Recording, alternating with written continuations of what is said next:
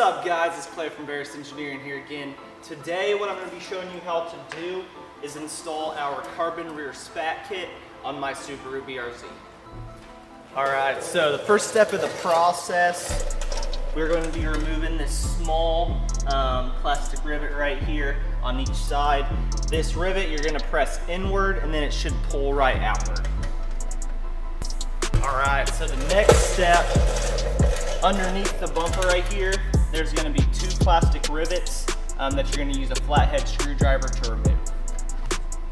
Now, after you have all the plastic rivets removed, very gently, you're going to pull outward on the top part of the bumper here. And you see it's just about an inch away. That's all we're going to need.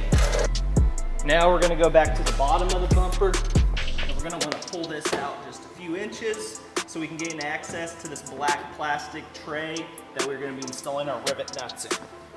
Now to install our rivet nuts, it's going to go your rivet nut, and then you're going to want your serrated side of the install tool, and then you put your bolt in there, and then it's going to be a 9/16 wrench. Oops, gotta go the other way on this one.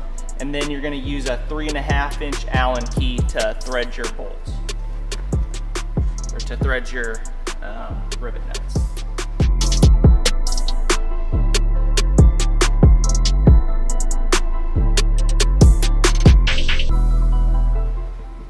Alright, so as you can see there, that is how your properly installed rivet nut is going to look. And then after you get all three of them installed, you're going to put the bumper back in place and we will install the rear spats. Now to finish it off, you're going to take your supplied flathead cap screws, your rear spat, and then you're going to have the little skinny pointy end that's going to be facing the rear side of the vehicle, and then you're going to feed your cap screws through there and tighten them up.